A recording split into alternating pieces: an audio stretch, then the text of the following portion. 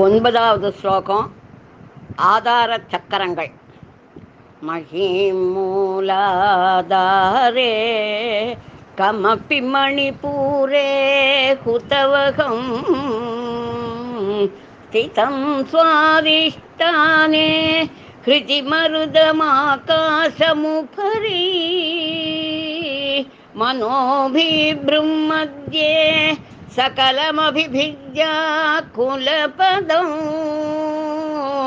सहस्रारे पद्मे सहरहसि पद्या विहरसे.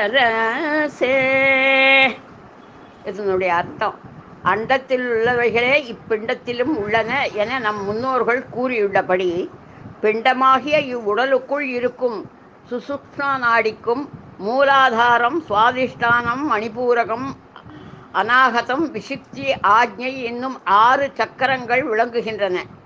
இவைகளில் முறையே பிருத்தி, அப்பு, தேஜஸ், வாயு, ஆகாசம் ஆகிய பஞ்சபூதங்களும் இவைகளின் 5 தன்மாத்திரைகளான ரூபம், ரசம், கந்தம், ஸ்பர்ஷம், சப்தத்துடன் சேர்ந்து 10 தத்துவங்களுக்கும் ஆக்ஞையில் விளங்கும் மனசின் சுக்ஷ்ரோர்தம் ரசம் காரணம்.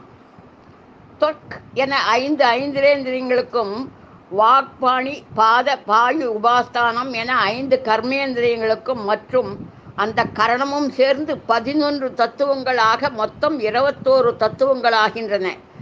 சகசிராரா கமலம், துவாதசாந்தம் அல்லது பிரம்மாந்திரத்தில் மாயா, சுத்த வித்யா, மகேஸ்வரா மற்றும் சதாசிவம் என்னும் 4 தத்துவங்கள் அடங்கியுள்ளன.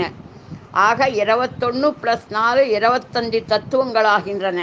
இதில் 25வது தத்துவமாகிய சதாசிவ தத்துவத்துடன் 26வது ஆவதமாகிய சாக்ஷாத் பராசக்தியும் சேர்ந்து சுத்த பிரம்மமாக வர்ணிக்கப்படுகிறாள். இந்த 6 ஆதார சக்கரங்களிலும் முறையாக தேவி பூஜிப்பது அந்தர்யாகம் அல்லது சமயாச்சாரம் எனப்படும் மானச பூஜையாகும். மூலாதாரத்திலிருந்து எழும் பரதேவி சுவாதிஷ்டானம் வழியாக மணிபூரகத்தில் காட்சியளிப்பாள். இங்கே தேவிக்கு அர்க்கியம் முதல் ஆபரணங்கள் அணிவிப்பது வரையான உபசாரங்கள் செய்விக்க வேண்டும். அநாகத்தில் நுழைந்தவுடன் தூபம் முதல் தாம்பூலம் அளிப்பது வரையான உபசாரங்கள் செய்தல் வேண்டும். விசுப்திக்கு வருகை தரும் தேவிக்கு ரத்னமயமான சிம்ஹாசனம் அமைத்து ஸ்பட்டிகமணிகள் கொண்டு அர்ச்சித்தல் செய்தல் வேண்டும். பின்பு ஆக்ஞா சக்கரத்திற்கு அழைத்து வந்து அம்பிகைக்கு நீராஞ்சனம் செய்விக்க வேண்டும். அங்கிருந்து சகசிராரத்தில் நடுவில் இருக்கும் சதாசிவனின் அருகில் அம்பிகையை இருத்திய பின் கண்மூடி அவள் மீண்டும் மூலாதாரம் திரும்பும் வேளைக்காக காத்திருக்க வேண்டும்.